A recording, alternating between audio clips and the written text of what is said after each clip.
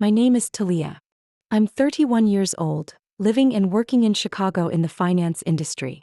For the past 3 years, I've been the only one paying rent for our family home. And yet that night when I got off work and walked through the door, I saw my mother dismantling my bed. My things were shoved into cardboard boxes. She looked at me coldly and said, "Ethan and his wife need the room for the baby.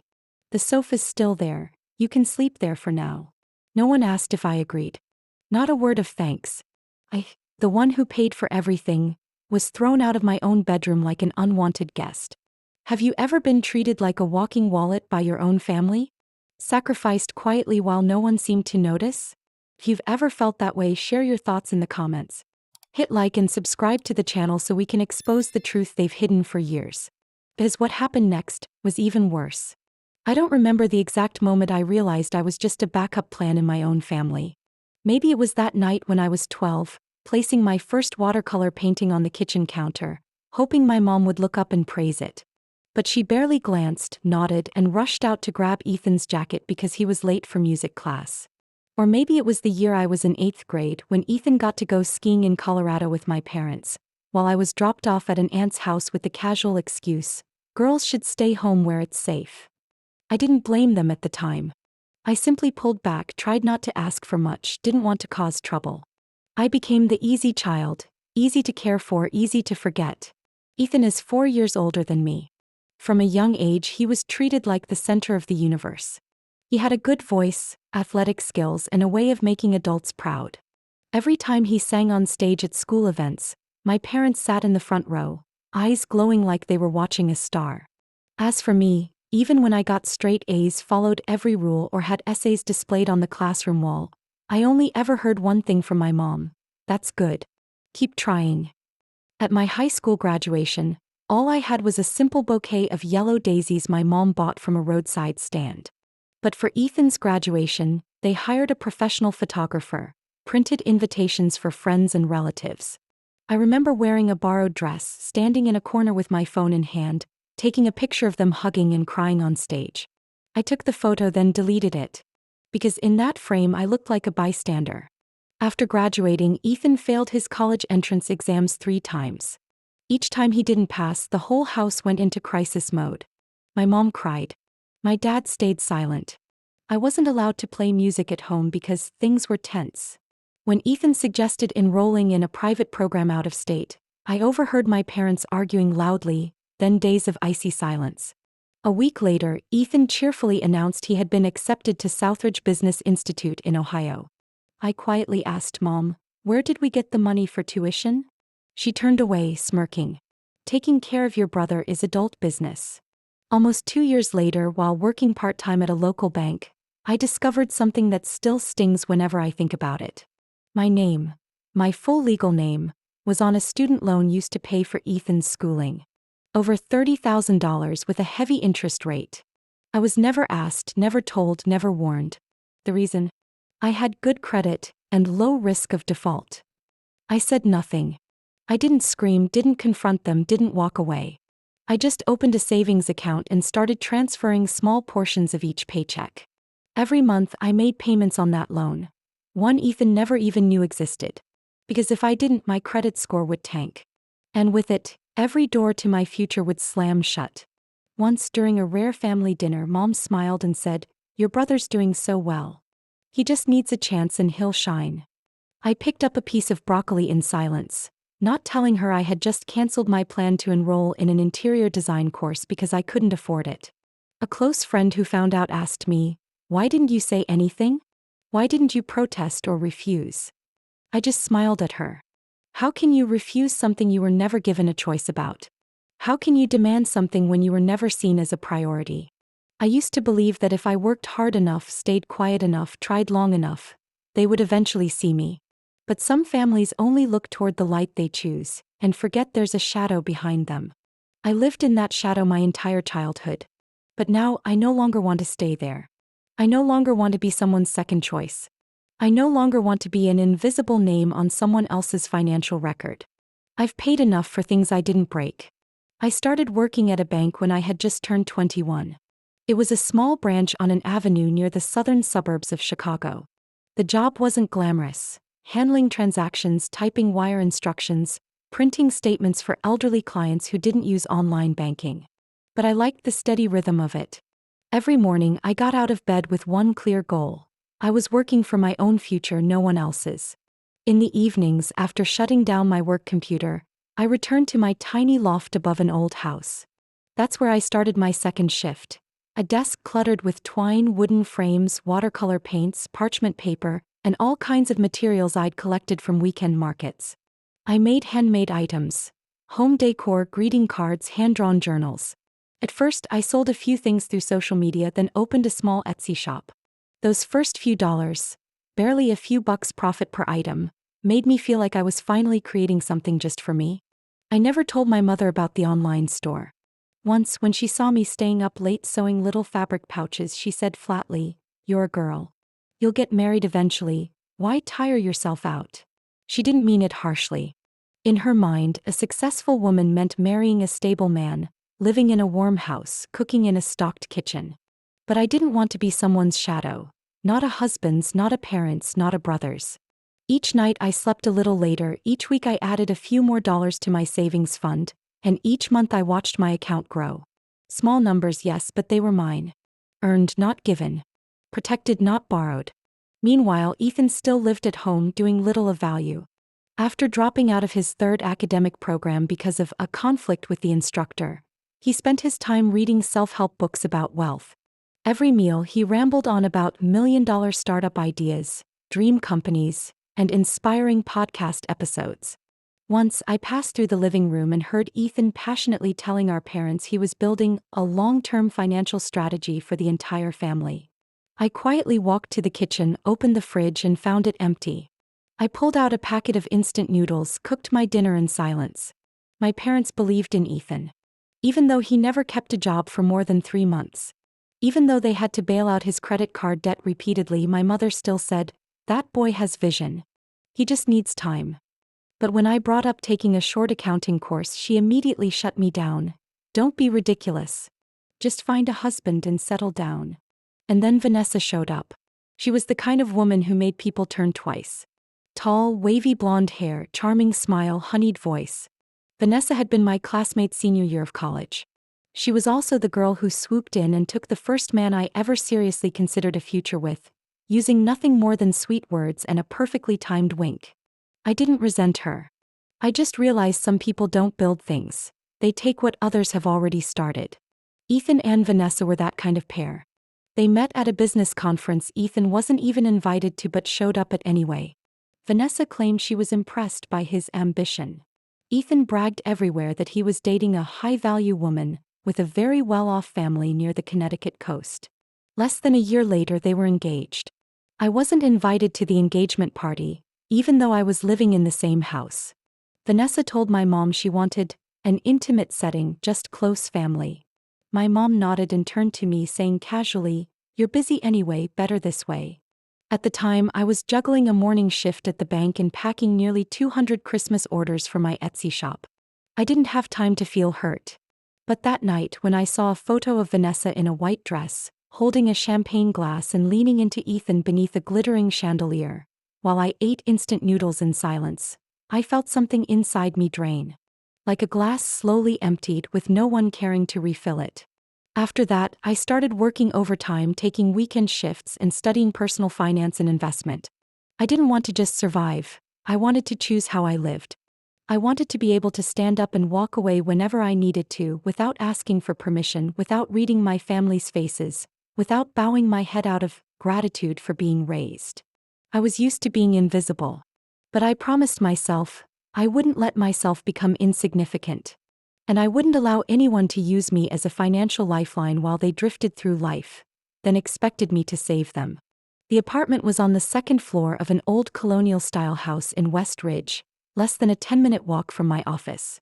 It originally belonged to Ethan. My parents had rented it for him to live in free of charge for all 4 years of college. They used to call it an investment in our son's future. After Ethan married Vanessa and moved out, the place sat empty for almost a year. I thought they would keep it as a guest space or maybe rent it out for extra income. But one evening, my mom suddenly placed a bowl of hot soup on the table, pulled out the chair across from me and said with an oddly serious tone, "Your dad and I are thinking about letting you take over the apartment." I looked up, still trying to process, when she added, "But you'll have to pay rent.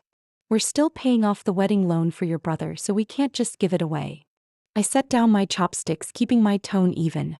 "So, you mean I'd be renting the apartment Ethan used to live in, the one the family covered entirely?" She nodded without hesitation. "Well, he was still in school back then. You've got a stable job now. And besides, it's close to your office, isn't it? Convenient all around." I stayed silent for a moment. Honestly, I was exhausted from squeezing myself into a house full of other people's noise. Every morning, I had to sidestep Vanessa washing her hair in the kitchen sink. Every night after work, I had to hunt for a place to hang my coat that wouldn't bump into the baby stroller. I needed space. I needed air. "How much is the rent?" I asked, keeping my voice low. Mom already had a handwritten note ready and slid it across the table. The number was at least $200 above market rate. I'd worked in real estate valuations, I knew. "Is that negotiable?" I asked, eyes fixed on the messy handwriting. Mom pressed her lips together.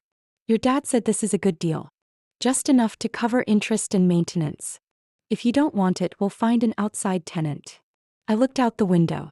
Fall was settling in, the streets lined with golden leaves. And here I was, negotiating with my own mother over a place that once existed to nurture my brother's dreams. I signed the paper without another word. That weekend I moved in. The apartment still had Ethan's touch. Light gray walls, window trim lined with old sports decals. A few jazz CDs he used to play every night still left in the living room corner. There was a musty smell of dampness mixed with old wood, but to me it was the first space I could truly call my own. I spent 2 days cleaning, reorganizing, scrubbing the bookshelves, washing the old curtains. No one helped. But I felt lighter knowing I wouldn't have to hear a door slam at sunrise or Vanessa's booming laughter at midnight. I installed a reading light in the bedroom corner, hung up my own paintings, spread out new pale blue sheets, the color I'd loved since high school but never dared to pick in the family house. On the first morning in my new apartment, I brewed coffee, sat by the window, and watched the sun filter through the oak tree outside. A middle-aged woman from the next unit smiled as she walked by carrying grocery bags. Her name was Mrs. Klein. I'd learn later, and she would become someone important in my story. But at that moment, all I knew was that her gentle smile made me smile back without thinking. That evening my mom called. "Settled in okay?" she asked, her tone strangely formal. "Yes, just unpacking the last few boxes. Make sure to send the rent on time, okay? Things are tight on our end. Your brother's wedding cost a lot." I just gave a soft okay, then hung up. I wasn't surprised anymore. I knew that every time she called, behind the polite question would come a financial reminder. In her eyes, I wasn't a daughter to be proud of. I was a reliable tenant, good for paying on time, distant enough not to expect anything. I paid every month, never late. That apartment, overpriced and unfair as it was, still gave me a rare peace. Even when I dusted the bookshelf and saw Ethan's name scratched into the back. Even when the bathroom door creaked or the bedroom hinge showed paint marks from an old sports poster. I left it all as it was. A reminder that I was living in a space once reserved for someone else's privilege, now earned by my own labor. Not granted. Not gifted. I started cooking dinner every night, sometimes inviting coworkers over, setting the table nicely, playing soft jazz. I bought a small plant for the window, then an essential oil lamp for the bedroom. Small things, but they were mine. Chosen by me. Approved by no one but myself. Even if the city outside was full of unfairness I had once carried on my back, at least here in this apartment I could simply be myself. At least that's what I thought. News of my promotion came on a Monday morning. The finance director pulled me aside after our weekly meeting, gave my shoulder a light pat and said, "Talia, starting today you're head of budget planning. All strategic reports go through you." I smiled, nodded politely, but inside I felt something warm flow through me. I had worked nonstop for 4 years, doing overtime, studying for certifications at night, enduring dismissive treatment in meetings just because I was the youngest in the room. And finally, my efforts were being seen. I didn't tell anyone. No social media post, no bragging to former classmates, not even a call to my mom. I wanted to keep it to myself. A sweet secret. I thought I'd hidden it well. But a few weeks later, my mom called one late afternoon as I was rushing to finish a quarterly report. Talia, her voice suddenly softened, no longer stiff like every rent reminder. How's work going? I heard from Aunt Claire that you got promoted. I gripped my pen a little tighter and said quietly, it's going okay. Congratulations, she said with a laugh. So hey, your dad and I reviewed this month's expenses.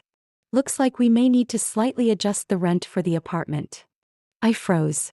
Adjust how? I'm already paying above market, remember? She cleared her throat. Oh, Ethan hasn't been doing great. That little real estate investment firm Vanessa got him into? Gone. All of it. Your dad and I thought since you're earning more we could maybe share the load a little. I closed my eyes. Share the load, to my mom always meant I pay for everything. I didn't agree, but I didn't argue either. I knew if I pushed back too soon they'd drag me into guilt. A few days later, as I was having lunch alone at my office desk, my phone buzzed again. Are you busy? My mom asked, her tone more hesitant than usual. Not really. What's going on? Vanessa and little Madison are going through a rough patch. Your dad and I were thinking they could stay with you for a while. I bit my lower lip, not replying fast enough before she continued. You still have an extra bedroom, right? It'd just be temporary. Madison's so young, she needs a stable space. And Ethan? He has no plans to go back to work. I asked, still keeping my tone calm. He's struggling. You know that. They're both under a lot of stress. Your dad and I just can't take on any more. Our house is too small. Besides, you're living alone in such a spacious apartment. What a waste. I wanted to say no. I truly did. But when Mom mentioned Madison, that 5-year-old girl with curly brown hair who once hugged me tight during Thanksgiving and whispered, Aunt Talia is the only one I like in this house, the words just wouldn't come out. A week later they moved in. Ethan arrived with 4 suitcases. Vanessa lugged a huge bag full of diapers, pillows, and stuffed animals. Madison darted around the apartment like she'd just been set free from a box. Mom came along too, didn't say much, just opened the kitchen cabinets to inspect what was there, then turned to me and said, your bedroom should be for Madison. Kids need their own bed. You can crash on the couch for a while, okay? I froze. What did you say? You can sleep in the living room. You're a grown woman. Ethan and Vanessa need the space.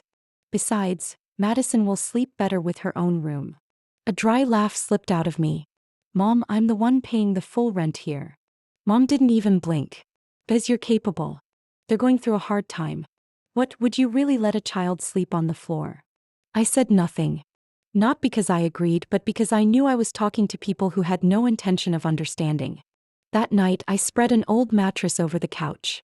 From the bedroom, the one that used to be mine, I could hear Vanessa playing Netflix, Ethan tapping on his phone, and Madison giggling. It all sounded like the wrong soundtrack in a place that once felt like peace to me. I lay there, squished between pillows, eyes wide open, staring at the ceiling. I felt my heart tremble, not with anger but from sheer exhaustion. The next morning I got up early, made breakfast and brewed coffee. When I came back, half the loaf of bread was gone, the coffee pot was empty, and dirty dishes were piling in the sink. I sat down, stared at my laptop screen, and couldn't focus on a single number. I kept asking myself, who's really depending on who? Who's really carrying whom? But what weighed on me the most wasn't the stiff couch or the crying toddler at night. It was the feeling of being pushed to the edge in a place I once believed was my only safe space. And deeper still, it was the quiet betrayal, as if I had been born to carry someone else's burdens and they believed that was just normal. I left work early that day because a client meeting got canceled last minute. Usually, I would stop by my favorite coffee shop to finish some reports. But that day I headed home. Or more accurately, to the apartment I paid for entirely, cleaned, cooked in, and could barely call home since Ethan, Vanessa, and little Madison moved in. I swiped my keycard through the building door and walked into the hallway. The living room lights were still on, the scent of jasmine air freshener mixed with baby formula hanging in the air. I said nothing, made no sound. I just wanted to slip into the bathroom, wash my face, change clothes, and fix a light dinner. But I stopped when I heard Vanessa's voice coming from the bedroom, the room that used to be mine. She sounded excited, chirpy. Yeah, I already put down the deposit. The dealership agreed to hold the SUV until next week. The deposit came from what Talia's mom sends us every month. Nearly $2,000, enough to lock it in. There was a pause, then she continued, her voice lower but still smug. Talia, she doesn't need much. Works all month like a machine, eats frozen food, sleeps on the couch and doesn't say a word. If we play it right, we might even get more. I stood frozen at the doorway. My bag slipped off my shoulder and hit the floor, but the thud wasn't loud enough to cut through their conversation. Vanessa giggled. Talia's parents told us to just be patient. They'll redirect half the rent she pays to us, to help Ethan get back on his feet. They said if she found out she'd be hurt, so better keep it quiet. But she's used to it anyway. I don't remember how I walked away from that hallway. Felt like I just swallowed a chunk of ice. My chest ached, not from shock, but from the realization I knew too well. In their eyes, I was nothing more than a financial safety net. I crossed the street and sat on a bench under the tree near the parking lot. A late autumn breeze slipped through my thin coat and made me shiver. I didn't cry. There were no tears left for the things I'd already expected. I remembered Mom's words. Ethan needs time to recover. You live alone, your expenses aren't that high. Family takes care of each other. But why was I always the one doing the taking care? Why was I the one living frugally, eating ramen, sleeping on the couch, while they placed deposits on a brand new SUV? Later I walked back inside. No one noticed. Ethan was sprawled on the couch, remote in hand, eyes glued to a singing competition on TV. Vanessa was in the kitchen holding Madison, pouring orange juice while on a video call with someone. I went straight to the living room, grabbed my laptop and opened my bank statement. I reviewed every transaction between me and Mom over the past 4 months. Half of the rent I sent consistently every month, I found out, was transferred just days later to another account under the name Ethan Green. My brother's secondary account. I closed the screen and tapped my fingers lightly on the wooden table. Nearby was the budget chart I'd taped to the wall earlier that year. Rent, utilities, food, work expenses. I picked up a pen and circled 3 bold words. I equals the payer. Ethan walked by with a bag of chips, chewing loudly. Talia, we were wondering, could you do us a quick favor? There's a big sale this weekend at the outlet on the west side. Vanessa wants to pick up a few things for Madison. Mind taking her? You'll be driving anyway. I looked up and stared at him. And what will you and Vanessa be doing? He shrugged like it was the most obvious thing in the world. We need a break. It's been stressful. I nodded slowly. Said nothing. That night I didn't eat dinner. I couldn't sit at a table with people using my hard-earned money to plan their leisurely lives, while I was scraping to make ends meet.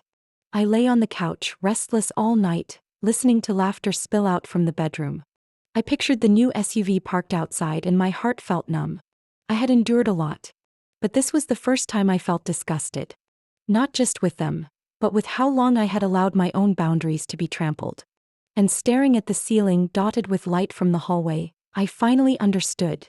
If I didn't change something, no one else would. I started searching for a new apartment on a rainy night. My tired face reflected in the laptop screen under the dim light of my desk lamp. I scrolled through hundreds of listings, filtering for just one thing. Quiet and within a 20-minute walk from my office. I didn't need space. I didn't need beauty. I just needed it to be mine. After 3 days of reviewing listings and a short meeting with a leasing agent, I stood inside a compact third-floor unit with light-colored hardwood floors and an east-facing window that let in the morning sun. The walls were cream-colored and the kitchen just wide enough for one person to turn while cooking. But my heart felt lighter, like I'd just been handed back the right to breathe. I'll sign today, I told the building manager, my voice steadier than any decision I'd ever made. I spent the next week preparing quietly like someone planning an escape. Every day after work I bought small essentials. A new bedsheet set, a few plates, a kettle, a small night lamp I'd always wanted but never felt worthy of owning. I stashed everything in the supply room at my office. No one asked and I didn't explain. At night I still cooked, cleaned, washed dishes and helped with Madison when Vanessa was tired. Ethan still complained about lack of personal space, even though I was the one sleeping on the couch in the very apartment I paid for. I didn't tell anyone a word. I didn't act any differently. They assumed I'd endure a little longer as always. Until Friday night. I left work early, stopped by the management office to pick up the keys to my new apartment, then headed to the rental store to get a small moving truck. I didn't have much. Mostly books, my laptop, some clothes and personal items. The fridge was empty since most of the food I bought had been eaten before I even got a chance to use it. Around 11 at night, when the whole house was asleep, I started packing. I didn't turn on the lights. I didn't make a sound. The suitcase rolled softly across the wooden floor, each book placed neatly into cardboard boxes. A small painting I'd done back in college, the only thing I'd hung in that apartment, was carefully wrapped in an old scarf. I left behind the sofa, the dining table, the folding bed, all things I'd assembled myself and bought with my first bonus, but now they were soaked with the feeling of being intruded upon. I wanted a fresh start without memories that reeked of disappointment. Before leaving, I placed a small note on the kitchen table written in clear, steady handwriting. Good luck now that your living ATM is gone. I didn't sign it. I walked out of the apartment at 1 in the morning, when the city was still and the streetlights cast long shadows on the wet sidewalk. It was drizzling, as if to wash away all the months I had forced myself into silence. The truck rolled north. When I reached the new apartment, I unlocked the door, turned on the lights, and stood still for a moment in the empty space. No sound of a child crying. No arguments from the bathroom. No one knocking to borrow rent money or asking me to cook dinner. I sat down on the wooden floor, opened a box, pulled out the pale yellow bedside lamp and plugged it in. The soft light spread through the room. I let out a breath, light as air. For the first time in years, I felt like I truly had the right to say no. No to invisible burdens. No to exploitation disguised as family. And no to a life where I was just the financial crutch for others to lean on. I lay down on the new mattress, no bed frame, no pillow, but I slept straight through the night without dreams. When I woke up, morning sunlight streamed through the curtains and I knew I had only taken one small step, but it was the first step back to myself. I didn't get a single call from my family for the next 4 weeks after moving out. Not one message. Not a single check-in. No one even noticed that I had taken all the rental contracts, recurring bill receipts, and legal lease documents with me. I guess they thought I was just angry for now, that I'd come back when I got tired. But I didn't come back. I had lived long enough as a walking wallet, a convenient shadow for every situation. This time I disappeared completely. Then, on the morning of the 5th Saturday, just as I was making coffee in the sunlit kitchen and preparing for a proper weekend, my phone rang. The caller ID said, "Mom." I hesitated for a few seconds, then answered. "Talia. Where are you?"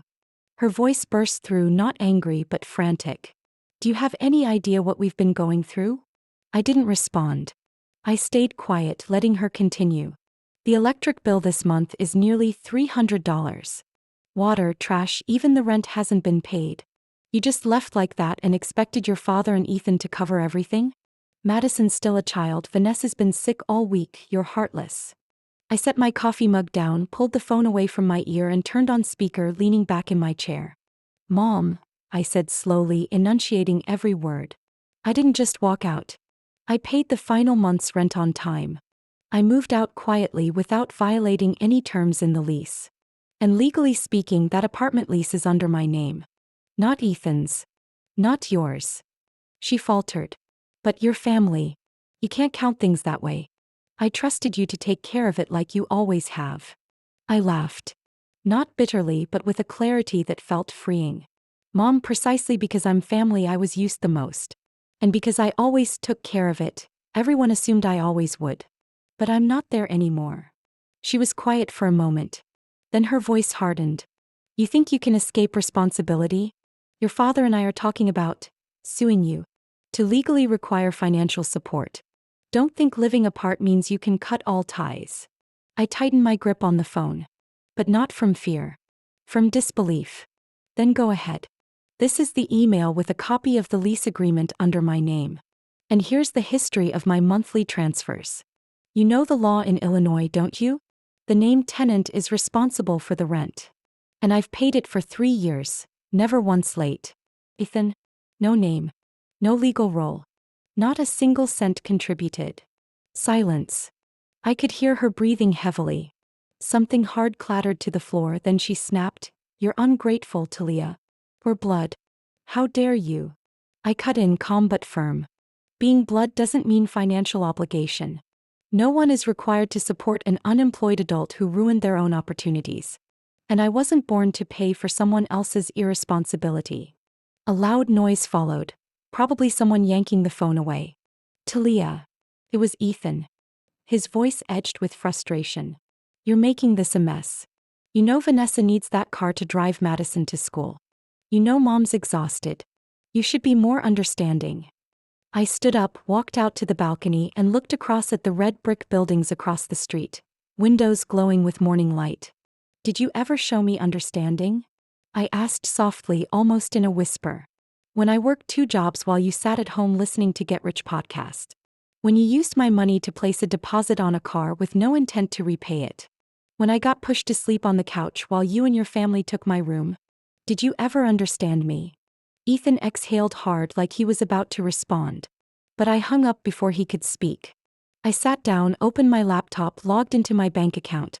I severed every link to the old joint account. Updated my address on work files. Revoked all autopay authorizations I had set up for the family. I wasn't that person anymore. I wasn't the backup wallet, the fallback plan everyone expected to lean on. And now that I was gone, they would have to figure out how to stand on their own. Or not. But that was no longer my problem. That afternoon, the air was crisp, sunlight stretching across the gray-tiled rooftops like an old wool blanket. I was arranging flowers on the balcony when Mrs. Klein, the downstairs neighbor, looked up and called gently. She held out a hand, smiling kindly. Got hot tea and cinnamon cookies. Come warm up a bit. I nodded back and threw on a cardigan, walking down the wooden stairs to her apartment. Small but neat, every piece of furniture carried an old-world charm, like it held the breath of time. Mrs. Klein was a retired elementary school teacher, living alone since her husband passed. She didn't speak much but always radiated warmth, like the soft yellow lamp she turned on every evening. I sat down on the cushioned chair by the window, hands wrapped around a cup of amber-colored tea. She added a little honey and placed the cookie tray in front of me. You look thinner than last time, she said as she nudged the tray closer. I smiled. I just left my old place. Maybe quiet makes me eat less. She didn't answer right away. She set the teapot down, fingers tracing the edge of a hand-stitched tablecloth. After a while, she looked up, her pale blue eyes flickering with hesitation before settling on a decision. Talia, there's something I've debated telling you for a while now. But after what I've overheard through these thin walls the past few weeks, I think you should know. I set my cup down, my heart tightening. The way she spoke, deliberate, almost heavy, made me nervous. Do you remember when you were 17? Starting to prep for college? I nodded. Yes, ma'am. Back then, your parents told me they couldn't afford to send you to an out-of-state public college. They said they were trying to save up for the initial deposit, but things were tight. I believed them. So I gave them some money, nearly $12,000, under the condition that it would be held in my name, saved for your education. It was my retirement savings. I wanted to help a good kid like you go further. I went still. My eyes locked onto the tiny crack along the rim of my teacup, but inside my mind, a storm of questions swelled without answers. I made them promise they'd use it only for your schooling and that they'd hand it over when you enrolled. But a few months later, I saw Ethan with a new car. A silver sedan still had the dealer tags. I asked about it casually and your mother said, Ethan picked up a side job. Got a little bonus. But a few weeks after that, I found out the joint account I had transferred the money into had been drained. Not a single explanation. She paused, dabbing the corner of her eye with a tissue. I didn't move. My whole body felt like it had frozen over. I didn't dare say anything all these years. I figured maybe you already knew. But after seeing you quietly move out at night, watching you carry that pain in silence, and then hearing them blame you for being ungrateful, I couldn't keep it in anymore. I couldn't speak. Not from rage, but from the sudden realization that all the loose threads in my memory were finally stitching into one painful, coherent picture. The nights I overheard my mom whispering on the phone behind closed doors. The look on my dad's face when I asked about a loan taken out in my name. All of it pointed back to one truth. The money meant for my future had been rerouted long ago. And worse, it had gone to Ethan. Why didn't I ever know? I whispered, my voice cracking. How could they do something like that and not feel any guilt? Mrs. Klein gently squeezed my hand. Because they thought you'd never ask. And you always endured. People like you, Talia, get taken advantage of, Not because you're weak, but because you believe that if you just try hard enough, they'll understand. I lowered my head, the weight in my chest growing heavier. She handed me a weathered folder tied with a thin string. These are copies of the bank transactions from that time. I've kept them. I don't know if they'll be of any use now, but if you want to make things clear, you can start here. I held the folder as if it contained the final piece of a truth I'd unknowingly chased for years. I didn't cry. But deep down, the anger, the disappointment, and even the quiet resignation I'd carried for so long were suddenly replaced by something clearer. It wasn't comfort. It was clarity. I knew I hadn't overreacted. I wasn't overly sensitive. I wasn't selfish like they always told me. I was just someone who had been lied to for too long. And now their lies held no power over me anymore. I left Chicago on a spring morning with the clearest sky I'd seen in years. I didn't bring much, just a few suitcases of clothes, my old laptop that had been with me since college, and a small frame holding a painting I made when I was 20. A half-open door with sunlight spilling in. The flight to New York wasn't long, but it gave me enough time to close my eyes and take a deep breath after a much longer journey, one where I finally shed the roles I never asked to play. The endurer, the dependable one, the built-in rescuer for a family that never truly saw me as an individual. I moved into a studio apartment in Brooklyn. It was small with exposed brick walls and no balcony, but there was a large window that looked out onto a tiny park. At night, I'd hear someone upstairs playing violin, kids laughing in the hallway, and I felt something soften inside me. I started a new job at a financial consulting firm's Manhattan branch. The pace was fast and relentless, but I loved it. No one here knew me as Ethan's sister. No one asked whether I was still helping out the family. Here I was, just me, Talia Green, competent and worthy. In the evenings, I attended a part-time MBA program at NYU. Every Tuesday and Thursday night, I'd sling on my backpack, cross 8th Avenue, and walk into class not to prove anything to anyone, but to learn, to grow, to build the future I chose. On weekends, I worked on my own side project, a small startup designed to help young women in finance learn how to manage personal wealth and invest independently. I knew too well what it felt like to be trapped between financial dependence and emotional guilt. I wanted women like the girl I once was to have another way. One early summer afternoon, I was working at my favorite cafe in Flatiron when my phone buzzed. It was Lena, my high school best friend, the only one I still spoke to from Chicago. "Did you hear?" Her voice came rapid fire, not even waiting for my hello. "Ethan and Vanessa, they got kicked out of the apartment. Couldn't make rent. Landlord changed the locks. They're crashing at one of Vanessa's friends' place in the suburbs." I paused for a moment, then asked softly, "What about Madison?" "She's okay. Staying with her grandmother for now. But Ethan, your mom's furious. She's been saying you abandoned the family and left them in crisis." I let out a small laugh, not bitter this time, just clear. "I don't hate them anymore, Lena. I just don't belong there." There was a short silence. Then Lena said gently, "I'm glad you got out." I looked up at the late afternoon light shimmering through my coffee glass, casting golden reflections across the wooden table. I thought about all those years I'd carried everything alone. About the worn-down sofa I was pushed onto every night. About my mother's satisfied look when I caved, and my brother's accusatory tone whenever I asked for fairness. I used to work so hard for their approval. But in the end, I learned something even more important. Some relationships aren't worth holding on to, they're worth letting go. Every morning, I wake up in my little apartment, make coffee in the mug I chose for myself, wear the shirt I bought for no one but me, and walk out the door like the world is mine. No one demands I share my income. No one intrudes on my sleep. No one texts me asking for just a little help anymore. I eat hot meals when I'm hungry. I read when I feel like it. I sign up for Saturday yoga classes without asking anyone to watch someone else's kid. I no longer apologize for my success, for my schedule, or for no longer prioritizing people who never once prioritized me. I don't know what the future holds. My startup might fail. My job could change. But one thing I'm sure of, I will never again go back to being the one holding up a family built on imbalance. I chose myself. And there is no one and nothing that could make me sorry for that. I know some of you listening might be thinking, but family is supposed to be forever. You're supposed to stick it out.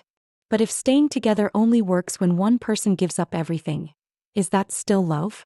Or just manipulation? What do you think of my decision? If it were you, treated as the default provider for everyone else, would you keep enduring it or would you walk away like I did? I'd love to hear your thoughts. Leave a comment down below and share your perspective, or tell your own story.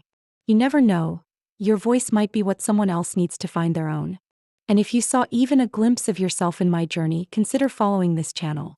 There are more stories to come, honest human slices of life, of family, of the choices that sometimes cost us connection, but grant us freedom in return.